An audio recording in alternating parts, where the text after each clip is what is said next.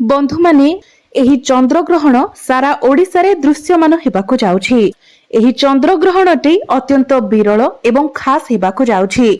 एही चंद्र ग्रहण किछि राशिर व्यक्ति विशेष मानक पई बहुत शुभ प्रभाव देबाकु जाउथिबा बेले आउ किछि राशिर व्यक्ति विशेष मानकु एहा अशुभ प्रभाव देबाकु जाउछि। तेबे एही चंद्र ग्रहणर प्रभाव समग्र संसार मानव जाति जीव जगत समस्त राशिर व्यक्ति विशेष मानक उपरे पड़िबाकु जाउछि। बंधु माने चंद्र ग्रहणटी पूर्णिमा तिथि रे ही होइथाए। पृथ्वी सूर्यंक चारिपटे बुलिथाए एवं चंद्रमा पृथ्वी चारिपटे बुलिथाए। एही घूरिबा प्रक्रियाटी अहरह लागि रहिथाए। तेबे जेतेबेले चंद्रमा पृथ्वी एवं सूर्य गोटिए सरल रेखारे आसी जाइथांती एवं सूर्य एवं चंद्रमांक मध्यरे जेतेबेले पृथ्वी अवस्थान करिथाए सेतेबेले सूर्यंक ठारो आसुथिबा आलोक चंद्रमांक पाखरे पहुंची पारि नथाए एवं सेही समୟରେ पृथ्वीर छाया चंद्रमांक उपरे पड़िथाए। एही समୟରେ चंद्रमा लाल रंगर देखा जाइथाए एवं एहाको आमे चंद्रग्रहण बोली कहिथाउ। तो बंधु माने ज्योतिष शास्त्र 7 सेप्टेम्बर 2025 रविवार दिन अर्थात भाद्रव पूर्णिमा दिन राहुग्रस्त पूर्णग्रास चंद्रग्रहण पड़िबाकु जाउछि। सेही दिन खुदुरुकुणी ओसार शेष पाळी मध्य पडुछि। एहा सहित एही दिन भागवत जन्म मध्य पडुछि। अनेक व्यक्तिଙ୍କ मनरे एही द्वंद्व थिबो जे एही चंद्रग्रहण पाळनीय कि नुहे।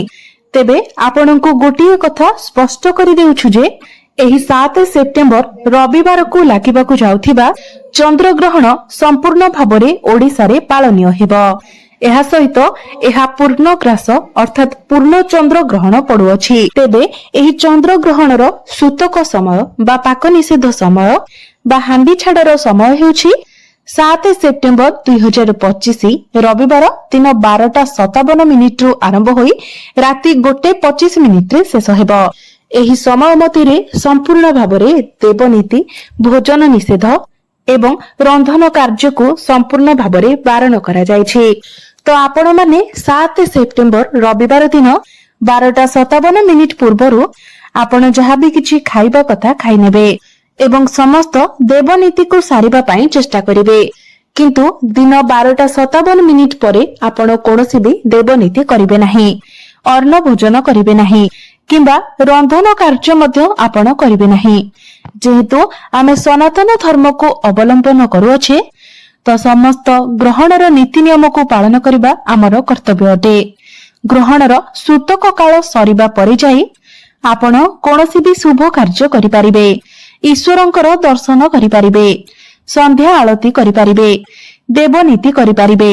एही सूतक काल शिशु रोगी लोक एवं वृद्ध मानक पई पाळनीय नुहे। तेबे एही ग्रहण लागिबार समय हेउछि बा ग्रहण 7 सेप्टेम्बर 2025 रविवार रात्रि 9:50 रु आरंभ हेबो एवं राति 1:25 रे ग्रहण समाप्त हेबो बा मोक्ष प्राप्ति हेबो। ग्रहणर जो पूर्ण ग्रासर समय रहुछि ताहा राति 11:01 रु आरंभ होई राति 11:42 पर्यंत रहिबो। ग्रहण ग्रासर समाप्ति हेउछि राति 12:23 किंतु ग्रहणर मोक्षर समय हेउछि राति 1:25। तेबे ग्रहणर मोट समय सीमा बा अवधि 3 घंटा 29 मिनिट 25 सेकेंड रहुछि।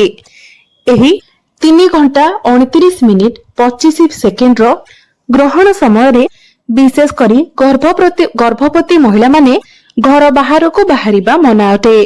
ग्रहण दर्शन करिबा मध्य बारण अटे। जदि कोनसी नारी गर्भवती अटंती जदि ग्रहण समय रे सेमाने गोटिए नडिया को निजरो कोଳରେ धरि सुअंती तो सेमानंकु गर्भजनित कोनसी कष्ट होई न थाए। एही ग्रहणर कोनसी भी कुप्रभाव शिशु उपरे पड़ी न थाए। गर्भस्थ शिशु गर्भरे सुरक्षित रही थाए। ज्योतिष शास्त्र अनुसारे एही चंद्र ग्रहणर प्रभावरो ग्रह एवं नक्षत्र मानकर स्थान रे एक बहुत बड़ परिवर्तन हेबाकु जाउछि। जेहेतु एहा राहुग्रस्त चंद्र ग्रहण लागिबाकु जाउछि तो एहार सीधासळख प्रभाव राशि चक्र रे थिबा 12 गोटी राशि मानक उपरे पड़िबाकु जाउछि एवं ग्रहर चलन कारणरू किछि राशिर व्यक्ति विशेष मानक उपरे ଏହି ଗ୍ରହଣର ଅଶୁଭ ପ୍ରଭାବ ପଡୁଥିବା ହେତୁ ସେମାନେ ଏହି ଗ୍ରହଣ ଦର୍ଶନ କରିବା ଉଚିତ ନୁହେଁ। କିନ୍ତୁ ଆଉ କିଛି ରାଶିର ବ୍ୟକ୍ତିବିଶେଷ ମାନଙ୍କ ପାଇଁ ଏହି ଗ୍ରହଣ ଶୁଭ ପ୍ରଭାବ ପକାଇବାକୁ ଯାଉଛି। ତେବେ ରାଶି ଚକ୍ରରେ ଥିବା 12 ଗୋଟି ରାଶି ମଧ୍ୟରୁ ପ୍ରଥମ ଭାଗ୍ୟଶାଳୀ ରାଶି ହେଉଛି ତୁଳା ରାଶି। ତୁଳା ରାଶିର ବ୍ୟକ୍ତିବିଶେଷ ମାନଙ୍କ ପାଇଁ ସମୟ ଅତ୍ୟନ୍ତ ଶୁଭ ହେବାକୁ ଯାଉଛି। ଏହି ସମୟରେ ସୃଷ୍ଟି ହୋଇଥିବା ଏହି ଚନ୍ଦ୍ରଗ୍ରହଣର ଶୁଭ ପ୍ରଭାବରୁ ଆପଣଙ୍କର ଦଶମ ଭାବ ଅର୍ଥାତ୍ କର୍ମ ଭାବରେ ସୃଷ୍ଟି ହୋଇଅଛି, ଯାହାର ପ୍ରଭାବରୁ ଆପଣଙ୍କର ଭାଗ୍ୟୋଦୟ ହେବାକୁ ଯାଉଛି। ବିଶେଷ କରି ଏହି ସମୟରେ ଆପଣଙ୍କୁ ବହୁତ ଅଧିକ ଶୁଭ ଫଳର ପ୍ରାପ୍ତି ହେବ। ଆପଣମାନେ ଉଭୟ ବ୍ୟବସାୟ ଏବଂ ଚାକିରି କ୍ଷେତ୍ରରେ ବହୁତ ଅଧିକ ଉନ୍ନତି କରିବେ। ଶୁଭ ସଂଯୋଗ ହେତୁ ବେରୋଜଗାର ଥିବା ବ୍ୟକ୍ତିବିଶେଷ ମାନଙ୍କୁ ବହୁତ ଭଲ ଚାକିରି ମଧ୍ୟ ପ୍ରାପ୍ତି ହେବ। ଏହା ସହିତ ଆପଣ ବ୍ୟବସାୟରେ ଅଗ୍ରଗତି କରିବା ସହିତ ବହୁତ ଭଲ ଅର୍ଥ ଲାଭ ମଧ୍ୟ କରିବେ। ପାର୍ଟନରସିପରେ କରୁଥିବା ବ୍ୟବସାୟରୁ ଆପଣ ପ୍ରଚୁର ପରିମାଣରେ ଲାଭ ମଧ୍ୟ ପାଇବେ। ନିଜର ବୈବାହିକ ଜୀବନରେ ସୁଖମୟ ସମୟ କାଟିବା ସହିତ ଘର ପରିବାରରେ ମଧ୍ୟ ସୁଖ ସମୃଦ୍ଧି ବୃଦ୍ଧି ପାଇବ। ଏହି ସମୟରେ ଆପଣ ପୈତୃକ ସମ୍ପତ୍ତିରୁ ମଧ୍ୟ ଲାଭବାନ ହୋଇପାରନ୍ତି। ଆପଣଙ୍କ କୁଣ୍ଡଳୀରେ ବୁଧ ଏବଂ ଶୁକ୍ରଙ୍କର ସ୍ଥିତି ମଜବୁତ ରହିଥିବା କାରଣରୁ ଆପଣଙ୍କର ଆୟରେ ଆପଣ ବୃଦ୍ଧି ଦେଖିବାକୁ ପାଇବେ। ପ୍ରେମୀ ଯୁଗଳଙ୍କ ପାଇଁ ସମୟ ଅତ୍ୟନ୍ତ ଶୁଭ ରହିବ। ଆପଣଙ୍କର ପ୍ରେମ ସମ୍ପର୍କରେ ମଧୁରତା ଆସିବ। ଆପଣ ଦୁଇ ଜଣଙ୍କୁ ଭ୍ରମଣ ସୁଖ ମଧ୍ୟ ପ୍ରାପ୍ତି ହେବ। ଶୁଭ ସମୟ ଚାଲିଥିବା କାରଣରୁ ଯେଉଁମାନେ କଳା, ସାହିତ୍ୟ, ସାମ୍ବାଦିକତା କ୍ଷେତ୍ରରେ କାର୍ଯ୍ୟ କରୁଛନ୍ତି, ଅନଲାଇନରେ କାମ କରୁଛନ୍ତି, ଡିଜିଟାଲ ମାର୍କେଟିଂର କାମ କରୁଛନ୍ତି, ମଡେଲିଂ କିମ୍ବା ଆକ୍ଟିଂ ଲାଇନରେ କାମ କରୁଛନ୍ତି, ଯେଉଁମାନେ ସିଙ୍ଗର ଅଛନ୍ତି ସେମାନଙ୍କୁ ଅଧିକ ସଫଳତା ପ୍ରାପ୍ତି ହେବ। ଯେଉଁମାନଙ୍କର ବ୍ୟୁଟି ପାର୍ଲର ଅଛି, ଯେଉଁମାନଙ୍କର ଷ୍ଟେସନାରୀ ସପ୍ ଅଛି, ସେମାନଙ୍କୁ ବହୁତ ଅଧିକ ସଫଳତା ପ୍ରାପ୍ତି। ଏହି ସମୟ ମଧ୍ୟରେ ଆପଣଙ୍କୁ ହଠାତ୍ ଅର୍ଥ ଲାଭ ହୋଇପାରେ। ଏହି ସମୟରେ ଆପଣଙ୍କର ନୂତନ ଯାନବାହନ କିଣିବାର ଯୋଗ ମଧ୍ୟ ରହୁଛି। ତ ଏହି ସମୟରେ ଆପଣ କୌଣସି ନୂତନ ଭୂମି, ଜମି ଇତ୍ୟାଦି କିଣାକିଣି କରିପାରନ୍ତି, ନୂତନ ବାହନ କିଣିପାରନ୍ତି କିମ୍ବା ନୂତନ ଗୃହ ମଧ୍ୟ ଆପଣ ନିର୍ମାଣ କରିପାରନ୍ତି। ମୋଟାମୋଟି ଭାବରେ ଦେଖିବାକୁ ଗଲେ ଶୁକ୍ର ଏବଂ ବୁଧଙ୍କର ବଳବାନ ସ୍ଥିତି ଯୋଗୁଁ ଆପଣଙ୍କର ଭାଗ୍ୟ ସମ୍ପୂର୍ଣ୍ଣ ରୂପରେ ବଦଳିବାକୁ ଯାଉଛି। ତ ଆପଣଙ୍କର ଯଦି ତୁଳା ରାଶି ହୋଇଥାଏ ତ ଆପଣ କମେଣ୍ଟ ବକ୍ସରେ ଭକ୍ତି ଏବଂ ଶ୍ରଦ୍ଧାର ସହିତ ଜୟ ମା ଲକ୍ଷ୍ମୀ ନିଶ୍ଚୟ ଲେଖନ୍ତୁ। ଦ୍ୱିତୀୟ ଭାଗ୍ୟଶାଳୀ ରାଶିଟି ହେଉଛି କନ୍ୟା ରାଶି। କନ୍ୟା ରାଶିର ବ୍ୟକ୍ତିବିଶେଷ ମାନଙ୍କ ପାଇଁ ସମୟ ଅତ୍ୟନ୍ତ ଶୁଭ ରହିବାକୁ ଯାଉଛି। ଆପଣଙ୍କ କୁଣ୍ଡଳୀରେ ବୁଧ ଏବଂ ଶୁକ୍ରଙ୍କର ମହାସଂଯୋଗ ଦ୍ୱାରା ଯେଉଁ ରାଜଯୋଗ ସୃଷ୍ଟି ହୋଇଛି, ଲକ୍ଷ୍ମୀ ନାରାୟଣ ରାଜଯୋଗ, ଯାହାଦ୍ୱାରା ଆପଣଙ୍କର ଭାଗ୍ୟ ସମ୍ପୂର୍ଣ୍ଣ ଭାବରେ ବଦଳିବାକୁ ଯାଉଛି। ଏହି ଭାବଟି ଆପଣଙ୍କର ଏକାଦଶ ଭାବ ଅର୍ଥାତ୍ ଲାଭ ସ୍ଥାନରେ ସଂଯୋଗ ହେଉଛି, ଯାହା ଫଳରେ ଆପଣ ନିଜର କର୍ମ ପଥରେ ଅଗ୍ରଗତି କରିବେ। ଆପଣଙ୍କୁ ଅନେକ ଦିଗରୁ ଶୁଭ ଫଳ ପ୍ରାପ୍ତି ହେବ। ଆପଣଙ୍କୁ କୌଣସି ଏକ ବଡ଼ ଖୁସି ଖବର ମିଳିପାରେ, ଯାହା ଫଳରେ ଆପଣ ପ୍ରଫୁଲ୍ଲିତ ରହିବେ। ପୁରୁଣା ରୋଗରୁ ଆପଣ ମୁକ୍ତି ପାଇବେ। ଆପଣଙ୍କର ପରିବାର ମଧ୍ୟରେ ସୁଖ ସମୃଦ୍ଧି ବୃଦ୍ଧି ପାଇବ। ଏହି ସମୟରେ ଆପଣଙ୍କର ଆର୍ଥିକ ସ୍ଥିତିରେ ମଧ୍ୟ ସୁଧାର ଆସିବ। ଆପଣଙ୍କର ସମସ୍ତ ଧନଜନିତ ସମସ୍ୟା ମଧ୍ୟ ଦୂର ହୋଇଯିବ। ସେହିପରି ବ୍ୟାପାର ବାଣିଜ୍ୟ କରୁଥିବା ବ୍ୟକ୍ତିବିଶେଷ ମାନଙ୍କ ପାଇଁ ସମୟ ବହୁତ ଶୁଭ ଥିବାରୁ ଆପଣ ନିଜର ବ୍ୟବସାୟ ବିସ୍ତାର କରିବା ସହିତ ବହୁତ ଭଲ ଅର୍ଥ ଲାଭ ମଧ୍ୟ କରିବେ। ଯେଉଁମାନେ ପାର୍ଟନରସିପ ବିଜନେସ କରୁଛନ୍ତି ସେମାନଙ୍କ ପାଇଁ ସମୟ ବହୁତ ଶୁଭ ରହୁଅଛି। ବ୍ୟବସାୟରେ ଆପଣମାନେ 2 ଗୁଣା ଲାଭ ପାଇବେ। ଏହା ସହିତ ଆପଣ ଆପଣଙ୍କର ବିଜନେସରେ ବଡ଼ ଡିଲ୍ ମଧ୍ୟ ଫାଇନାଲ କରିପାରନ୍ତି। ବ୍ୟବସାୟକୁ ନେଇ ଆପଣ କୌଣସି ଦୂର ଯାତ୍ରା ମଧ୍ୟ କରିପାରନ୍ତି। ଆପଣଙ୍କର ପରିବାର ମଧ୍ୟରେ ସୁଖ ସମୃଦ୍ଧି ବୃଦ୍ଧି ପାଇବ। ଯେଉଁମାନେ ସନ୍ତାନ ସୁଖର କାମନା କରୁଥିଲେ ସେମାନଙ୍କୁ ସନ୍ତାନ ସୁଖ ମଧ୍ୟ ପ୍ରାପ୍ତି ହେବ। ଆପଣଙ୍କର ଶୁଭ ସମୟ ଚାଲିଥିବା କାରଣରୁ ଆପଣ ନିଜର ପୈତୃକ ସମ୍ପତ୍ତିରୁ ଲାଭ ପାଇବା ସହିତ ପୁରୁଣା ବିନିଯୋଗରୁ ମଧ୍ୟ ଆପଣ ଲାଭ ପାଇପାରନ୍ତି। କଳା, ସାହିତ୍ୟ ଏବଂ ସାମ୍ବାଦିକତା ସହ ଜଡ଼ିତ ବ୍ୟକ୍ତିବିଶେଷ ମାନେ ଅଧିକ ସଫଳତା ହାସଲ କରିବେ। ପ୍ରେମ ଜୀବନରେ ମଧ୍ୟ ଆପଣଙ୍କୁ ସଫଳତା ପ୍ରାପ୍ତି ହେବ। जदि आपणकर विवाह बयस हो जाइछि तो आपणक पई विवाह प्रस्ताव मान मध्य आसीबो एवं आपणकर विवाह मध्य स्थिर होई जिवो। चाकरी क्षेत्र रे उन्नति हेबा सहित जो माने बेरोजगार अछंती सेमानंकु नूतन चाकरी मध्य प्राप्ति हेबार जोग बनुछि। शिक्षा क्षेत्र रे मध्य आपणंकु बहुत बड़ सफलता प्राप्ति हेबो। सबु दृष्टिरु देखिबाकू गले एही लक्ष्मी नारायण राजयोग फल रे आपणकर भाग्य संपूर्ण रूप रे बदलिबाकू जाउछि। तो आपणकर जदि कन्या राशि होइताय तेबे कमेंट बॉक्स रे भक्ति एवं श्रद्धार सहित जय श्री जगन्नाथ जय मां लक्ष्मी निश्चय लिखंतु। तृतीय भाग्यशाली राशिटी हेउछि वृष राशि। वृष राशिर व्यक्ति विशेष मानक पई समय बहुत शुभमय रहिछि। आपणक कुंडली रे बुध एवं शुक्रंकर शुभ संयोग आपणकर तृतीय भाव रे सृष्टि हेउछि, जहार प्रभाव आपणक पई अत्यंत शुभ हेबाकू जाउछि। तो आपण निजर आर्थिक स्थिति रे सुधार देखिबाकू पाइबे। एहा व्यतीत आपणकर व्यक्तिगत जीवन रे लागि रहिथिबा समस्या गुड़िकर मध्य अंत हेबो। विशेष करी व्यवसाय वाणिज्य करुथिबा व्यक्ति विशेष मानक पई समय अत्यंत शुभ रहिबो। व्यापार वाणिज्य रे अग्रगति करिबा सहित आपण बहुत भल अर्थ लाभ मध्य करि परिबे। आपणकर समस्त आर्थिक संकट दूर होई जिवो। एहा सहित पैतृक संपत्ति रो आपण लाभवान हेबा सहित पुराना विनियोगरो मध्य आपण लाभवान होई परिबे। एही शुभ जोगर प्रभावरु जो व्यक्ति विशेष माने दीर्घ दिन धरी चाकरीर अपेक्षार अछंती सेमानंकु नूतन चाकरी मध्य प्राप्ति होई पारे। आपणकर बंद पड़िथिबा भाग्यर ताला खोलिबाकू जाउछि। कोनोसी भल कंपनी रे आपणंकु चाकरी मिलिबार मध्य जोग बनुछि। घर परिवार रे हस खुशीर लहरी लागि रहिबा सहित नूतन दंपति मानंकु संतान सुख मध्य प्राप्ति हेबो। एही समय मध्यरे आपणक घर परिवार रे शुभ मांगलिक कार्यर आयोजन मध्य होई पारे। आपणकर विवाह हेबार मध्य संभावना रहुछि। एहा सहित आपण आपणकर जीवन साथीक सहित कोनोसी धार्मिक यात्रा मध्य करि पारंती। आपणकर शुभ समय चलिथिबा हेतु पुराना रोगरो मध्य आपणकु मुक्ति मिलि जिवो। आपणकु कोनोसी खुशी खबर मिलिबा द्वारा आपणकर मन प्रफुल्लित रहिबो। आपणकर शरीर मध्य सुस्थ रहिबो। जदि आपणकर कोनोसी कोर्ट कचेरी मामला लागि रहितिला तो सेथिरे मध्य अंत घटिबो एवं राय आपणकर सपक्ष रे जाई पारे। आपण आपणकर शत्रु मानक उपरे विजय प्राप्ति करिवे। प्रेम जीवन रे आपणकु सफलता प्राप्ति हेबो।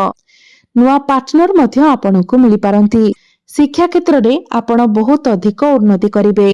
प्रेमी जुगल मानक पई समय शुभ थिबा हेतु सेमानक मध्यरे लागि रहितिबा मनांतर मतांतर मध्य दूर होइछिबो।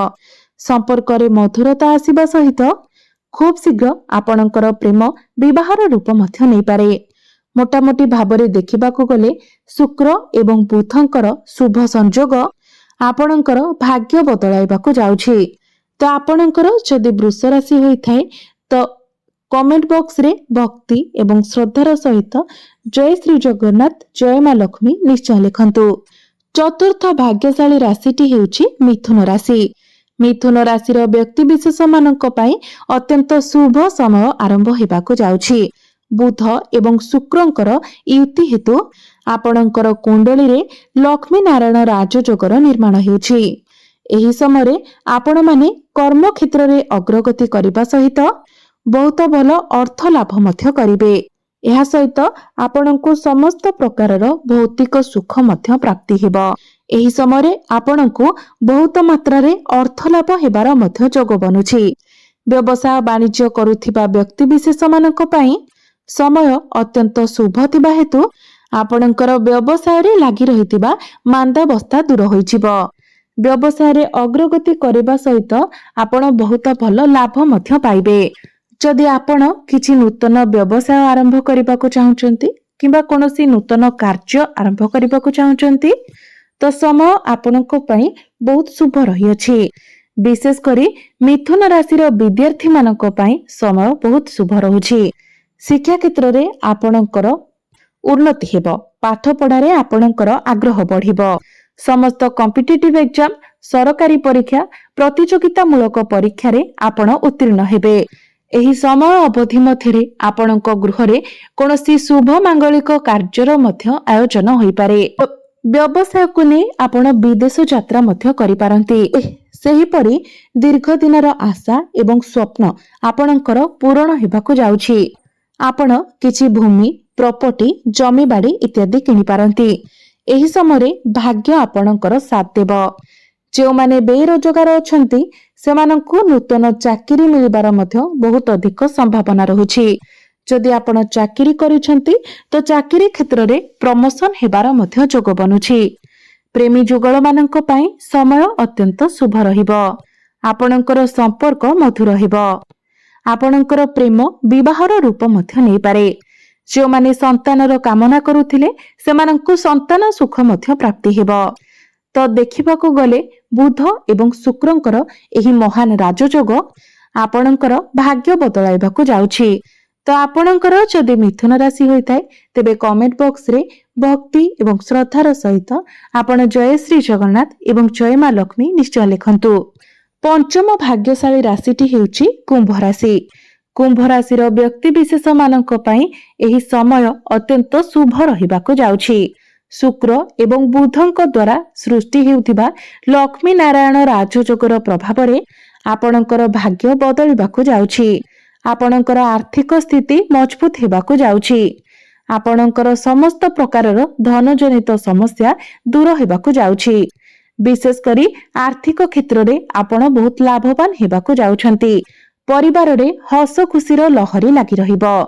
ଆପଣଙ୍କର ଗୃହକୁ ନୂତନ ଅତିଥି ଆସିପାରନ୍ତି।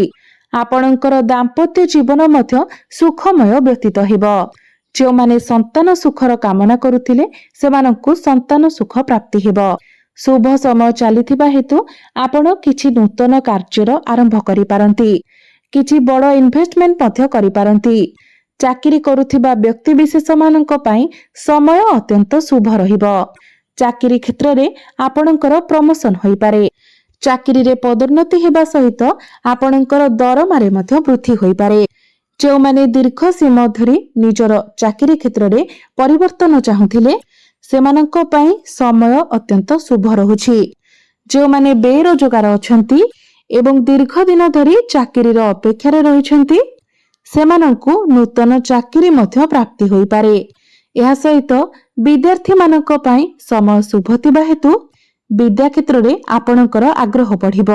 ପ୍ରତିଯୋଗିତାମୂଳକ ପରୀକ୍ଷା, ସରକାରୀ ପରୀକ୍ଷା, କମ୍ପିଟେଟିଭ ଏକ୍ଜାମରେ ଆପଣ ଉତ୍ତୀର୍ଣ୍ଣ ହେବେ। ଦୀର୍ଘ ଦିନ ଧରି ଅଟକି ରହିଥିବା ଆପଣଙ୍କର ପ୍ରତ୍ୟେକ କାର୍ଯ୍ୟ ମଧ୍ୟ ଆଗକୁ ବଢ଼ିବ। ଏହା ସହିତ ଆପଣଙ୍କ ପାଇଁ ସମୟ ଶୁଭ ଥିବା ହେତୁ ଯେଉଁମାନେ ବ୍ୟାପାର ବାଣିଜ୍ୟ କରୁଛନ୍ତି ସେମାନଙ୍କର ଆର୍ଥିକ ଅଗ୍ରଗତି ହେବ। ଆପଣଙ୍କର ଆମଦାନୀରେ ବୃଦ୍ଧି ପାଇବ। ବ୍ୟୟ ଅନୁସାରେ ଆପଣଙ୍କର ଆୟ ଅଧିକ ରହିବ। ପ୍ରେମ ଜୀବନରେ ଆପଣଙ୍କୁ ସଫଳତା ପ୍ରାପ୍ତି ହେବ। ସେୟାର ମାର୍କେଟ, ଷ୍ଟକ୍ ମାର୍କେଟ ଏବଂ ଟ୍ରେଡିଂରେ ଆପଣଙ୍କୁ ଲାଭ ପ୍ରାପ୍ତି ହେବ। ତ ମୋଟାମୋଟି ଭାବରେ ଦେଖିବାକୁ ଗଲେ ଶୁକ୍ର ଏବଂ ବୁଧଙ୍କର ଏହି ଲକ୍ଷ୍ମୀ ନାରାୟଣ ରାଜଯୋଗ ପ୍ରଭାବରେ ଆପଣଙ୍କର ଭାଗ୍ୟ ବଦଳିବାକୁ ଯାଉଛି। ତ ଆପଣଙ୍କର ଯଦି କୁମ୍ଭ ରାଶି ହୋଇଥାଏ ତେବେ କମେଣ୍ଟ ବକ୍ସରେ ଭକ୍ତି ଏବଂ ଶ୍ରଦ୍ଧାର ସହିତ ଜୟ ଶ୍ରୀ ଜଗନ୍ନାଥ, ଜୟ ମା ଲକ୍ଷ୍ମୀ ନିଶ୍ଚୟ ଲେଖନ୍ତୁ। ପରବର୍ତ୍ତୀ ଭାଗ୍ୟଶାଳୀ ରାଶିଟି ହେଉଛି ମୀନ ରାଶି। ମୀନ ରାଶିର ବ୍ୟକ୍ତିବିଶେଷ ମାନଙ୍କ ପାଇଁ ଏହି ଲକ୍ଷ୍ମୀ ନାରାୟଣ ରାଜଯୋଗର ପ୍ରଭାବରୁ ଆପଣଙ୍କର ଭାଗ୍ୟ ବଦଳିବାକୁ ଯାଉଛି। ଶୁକ୍ର ଏବଂ ବୁଧଙ୍କର ଲକ୍ଷ୍ମୀ ନାରାୟଣ ରାଜଯୋଗ କାରଣରୁ ଆପଣ ପ୍ରତ୍ୟେକ କ୍ଷେତ୍ରରେ ଉନ୍ନତି ଦେଖିବାକୁ ପାଇବେ। ବିଶେଷ କରି ଏହି ସମୟ ଅବଧି ମଧ୍ୟରେ ଆପଣଙ୍କର ଆର୍ଥିକ ସ୍ଥିତିରେ ଆପଣ ସୁଧାର ଦେଖିବାକୁ ପାଇବେ। ଆପଣଙ୍କର ସମସ୍ତ ଆର୍ଥିକ ସମସ୍ୟା ଦୂର ହୋଇଯିବ। ଦୀର୍ଘ ଦିନ ଧରି ଅଟକି ରହିଥିବା କାର୍ଯ୍ୟ ଆପଣଙ୍କର ଆଗକୁ ବଢ଼ିବ। ଏହି ସମୟରେ ଆପଣ ନିଜର ପରିବାରରେ ହସ ଖୁସିର ମାହୋଲ ଦେଖିବାକୁ ପାଇବେ। ଯଦି ଆପଣଙ୍କର ଦାମ୍ପତ୍ୟ ଜୀବନରେ ପୂର୍ବରୁ କୌଣସି ପ୍ରକାରର ସମସ୍ୟା ଲାଗି ରହିଥିଲା ତ ସେସବୁ ଦୂର ହୋଇଯିବ। ଆପଣଙ୍କର ଦାମ୍ପତ୍ୟ ଜୀବନ ସୁଖମୟ ହେବ। ଆପଣ ନିଜର ସନ୍ତାନମାନଙ୍କ ଠାରୁ କୌଣସି ଶୁଭ ଖବର ପାଇପାରନ୍ତି। ପ୍ରତ୍ୟେକ କାର୍ଯ୍ୟରେ ଆପଣଙ୍କୁ ଆପଣଙ୍କ ପିତାମାତାଙ୍କର ସମର୍ଥନ ମିଳିବ। ଆପଣ ନିଜର ବ୍ୟବସାୟରେ ଅଗ୍ରଗତି କରିବା ସହିତ ବହୁତ ଭଲ ଅର୍ଥ ଲାଭ ମଧ୍ୟ କରିବେ। ଆପଣଙ୍କ ପାଇଁ ସମୟ ଶୁଭ ଥିବା କାରଣରୁ ଆପଣ କିଛି ନୂତନ ବ୍ୟବସାୟ ମଧ୍ୟ ଆରମ୍ଭ କରିପାରନ୍ତି। ଏହା ସହିତ ଯଦି ଆପଣ ପାର୍ଟନରସିପ ବିଜନେସ କରୁଛନ୍ତି ତ ସେଥିରୁ ମଧ୍ୟ ଆପଣ ଲାଭାନ୍ୱିତ ହେବେ। ଏହି ସମୟରେ ଆପଣ ନିଜର ବନ୍ଧୁ ବାନ୍ଧବଙ୍କ ସହିତ କୌଣସି ଦୂର ଯାତ୍ରା କରିପାରନ୍ତି। ତେବେ ଏହି ଚନ୍ଦ୍ରଗ୍ରହଣ ପରେ ଆପଣଙ୍କ ପାଇଁ ଶୁଭ ସମୟ ଆରମ୍ଭ ହେବାକୁ ଯାଉଛି। ପ୍ରେମ କ୍ଷେତ୍ରରେ, ଶିକ୍ଷା କ୍ଷେତ୍ରରେ, ବୈବାହିକ ଜୀବନରେ, କ୍ୟାରିୟରରେ ପ୍ରତ୍ୟେକ କ୍ଷେତ୍ରରେ ଆପଣଙ୍କୁ ସଫଳତା ମିଳିବାକୁ ଯାଉଛି। ତେବେ ଆପଣଙ୍କର ଯଦି ମୀନ ରାଶି ହୋଇଥାଏ ତ କମେଣ୍ଟ ବକ୍ସରେ ଭକ୍ତି ଏବଂ ଶ୍ରଦ୍ଧାର ସହିତ ଜୟ ଶ୍ରୀ ଜଗନ୍ନାଥ,